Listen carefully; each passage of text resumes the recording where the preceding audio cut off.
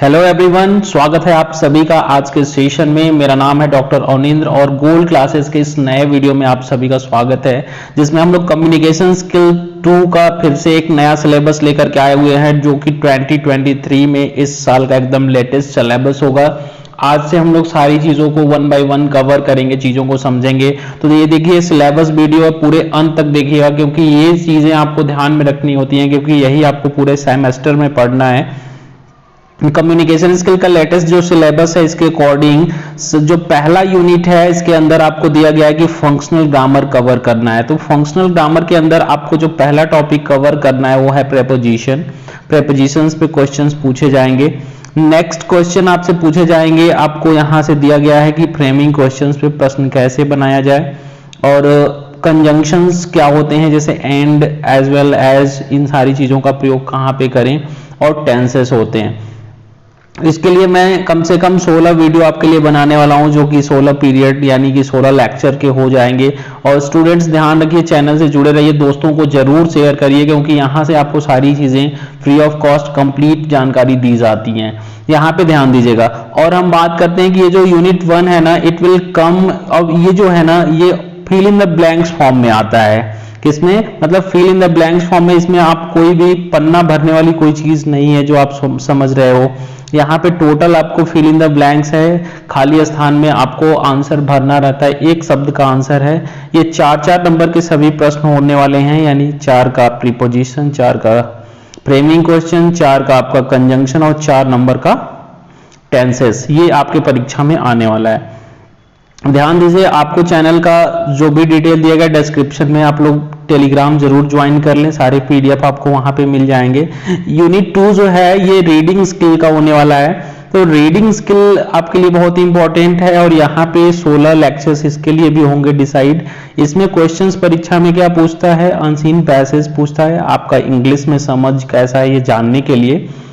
Vocabulary building आपको करनी है। इसमें प्रीफिक्स के कुछ क्वेश्चंस बनते हैं, सफिक्स, अनेक शब्दों के लिए एक शब्द का, एंटोनिम सिनोनिम्स हम कैसे सॉल्व करें, इन सारी चीजों पे ये चीजें मिलेंगी आपको परीक्षा में। आपको इसके लिए तैयारी करनी है। चलिए देखते हैं राइटिंग स्किल, जो कि लास्ट और 3rd यूनिट है, इसमें क्या क्या पूछा जाएगा परीक्षा में। देखिए राइटिंग स्किल में आपको ध्यान रखना है कि लेक्चर 24 देना है मुझे, और इसमें पहला यूनिट जो है वो कॉरेस्पॉन्डेंस का है। कॉरेस्पॉन्डेंस को हिंदी में कहते हैं पत्राचार। ओके, पत्र कैसे लिखें, तो पत्राचार करना ही कॉरेस्पॉन्डेंस कहलाता है। आपको मेरे चैनल के प्लेलिस्ट में पुराने वीडियोस भी मिलेंगे, जो आप देख सकते हैं, और 1 बाय 1 मैं जो नया वीडियो अपलोड करूंगा उसको पूरा देखना है, क्योंकि पहले क्या था कि सिलेबस MCQ हो गया था, मल्टीपल चॉइस क्वेश्चंस का। तो इस बार आपको थोड़ा सा अच्छे से तैयारी करनी है।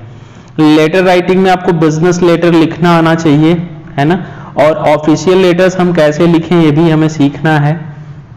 लेटर्स कैसे गवर्नमेंट ऑफिसेस में लिखे जाते हैं, कैसे हम कोटेशंस मंगाते हैं, ऑर्डर कैसे प्लेस करते हैं, शिकायत पत्र कैसे लिखते हैं, ये लिखना सीखना है। अपार्ट फ्रॉम दिस गाइज, आपको ये पता होना चाहिए कि मेमोज, सर्कुलर, ऑफिस ऑर्डर भी आपके सिलेबस का एक महत्वपूर्ण हिस्सा है। इसको जानना है कि मेमोज कैसे लिखें, इसके फॉर्मेट क्या होते हैं, कैसे लिखा जाता है, कहाँ पे डेट होती है, किस पर्पस के लिए मेमोज लिखे जाते हैं, सर्कुलर का क्या यूज होता है, और ऑफिस ऑर्डर, है ना, जो आदेश लिखे जाते हैं कैसे लिखे जाते हैं।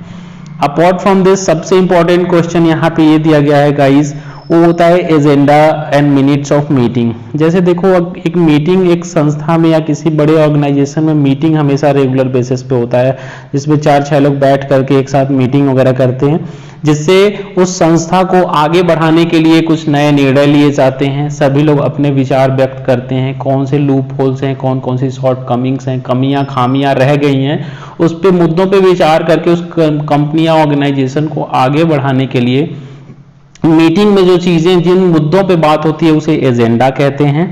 और एजेंडा के साथ साथ मिनट्स भी हमें सीखना है। मिनट्स का मतलब कि उस मीटिंग में जो कुछ भी बातें हुई है उसका लिखित ब्यौरा तैयार करना मिनट्स कहलाता है। तो एजेंडा और मिनट्स ऑफ मीटिंग पूरे यूपी में आप देख सकते हैं कि मतलब कोई भी लोग पढ़ाए हैं तो क्लैरिफाई नहीं कर पाए हैं स्टूडेंट्स के लिए। तो मैं आपको सारी चीजें और ऑथेंटिक देता हूं, चीजों को ध्यान से समझना है।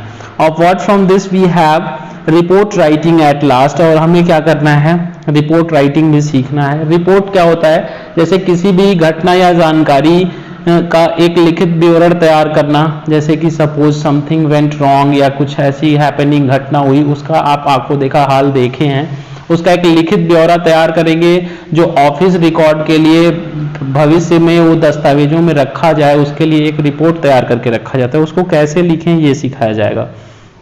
स्टूडेंट्स आप लोग ध्यान रखिएगा, ये जो पेपर होता है ये 100 नंबर का होता है, जिसमें से 50 नंबर का आपका प्रैक्टिकल ये थ्योरी होता है, जिसका आपका पेपर होगा। 50 में 17 लाओगे तो पास होगे, नहीं तो फेल हो जाओगे। और यहाँ पे क्या है कि 50 मार्क्स में आपका क्या होता है, आपका 2 पार्ट होता है, एक इंटरनल और एक्सटर्नल।